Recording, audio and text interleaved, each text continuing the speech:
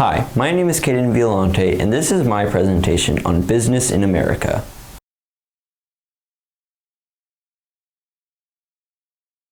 Business in America in the early 1800s was mostly small-scale farmers, independent craftsmen, and merchants.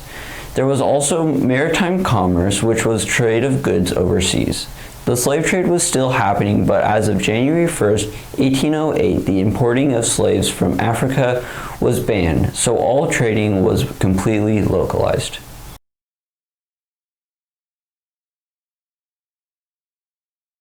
The business during the mid-1800s consisted of a big boom in railroads, manufacturing business like textiles, agricultural mechanization, and consumer goods being produced in large-scale batches rather than by hand.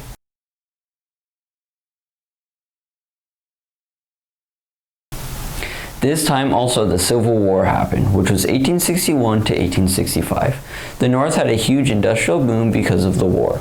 They had a major agricultural production boost with things like the John Deere steel plow and the Cyrus McCormick reaper.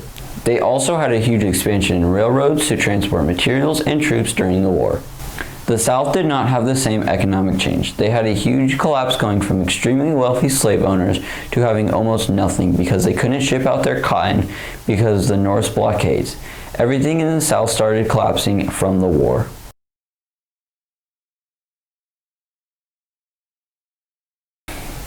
The late 1800s America was known as the Gilded Age, mainly because of the Second Industrial Revolution.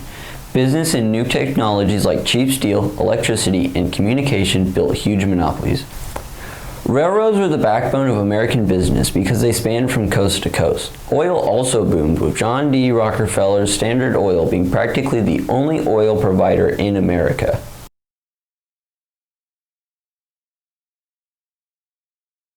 The start of the 1900s was the same as the late 1800s until World War I. America started with the neutrality boom from 1914 to 1917, where they supplied the Allied European countries with food, raw materials, and weapons. Upon entering the war in 1917, America turned the economy into a planned economy and structured everything to help the war. But because of the war, lots of working men got drafted, causing lots of factory jobs to be open. This caused African Americans to go from the South to the North, which caused unemployment to go from 2.2 million to only 200,000.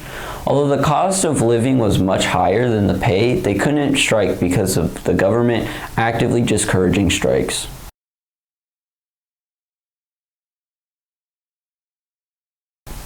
The Prohibition, which was the ban on the sale of alcohol because of the 18th Amendment, was the birth of an underground economy.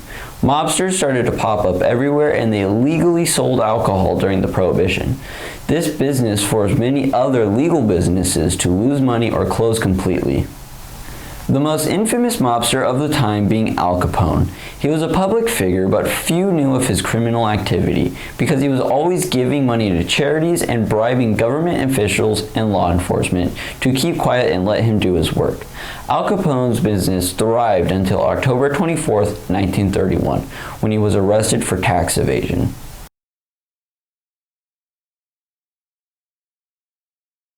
The Great Depression was a huge collapse in the American economy. An estimated 86,000 businesses and 9,000 banks failed from the 25% unemployment rate. The only business that survived,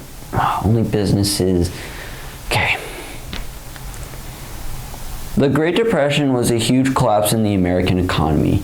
An estimated 86,000 businesses and 9,000 banks failed from the 25% unemployment rate. The only businesses that survived were the ones that sold essentials or had aggressive advertising, allowing to maintain brand dominance. Many things were done to try and get America out of the Great Depression.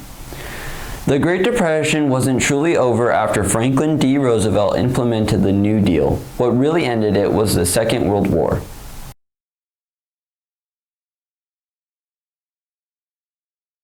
America business transformed into something called the arsenal of democracy. This was the shift in production of consumer goods to producing military products. This ended the Great Depression in America, and nearly 2/3 of all Allied military equipment was produced by the U.S. businesses like Ford and other companies that started making weapons or gear. Typewriter companies made rifles, and the Lionel Toy Trading Company made compasses for warships. U.S. industrial production doubled in size, and war-related products went from 2% to 40% by 1943.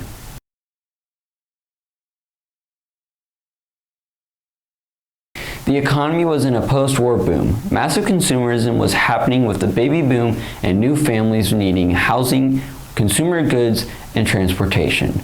Suburbs were forming all over and businesses followed. White-collar and corporate jobs started to pop up everywhere. The government funded the interstate highway system, causing a need for many jobs like construction and truckers.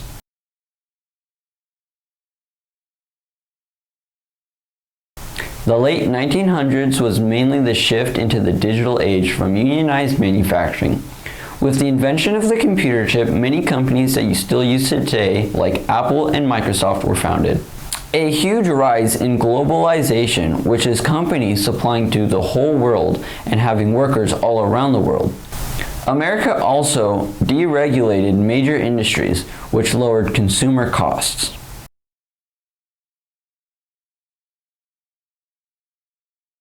The start of the modern day's change in economy was the 2008 financial crisis, which stemmed from the plunge in housing prices in 2006.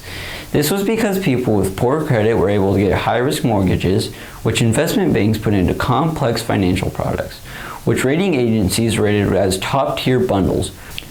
Borrowers began to default, causing financial institutions to have trillions in worthless assets.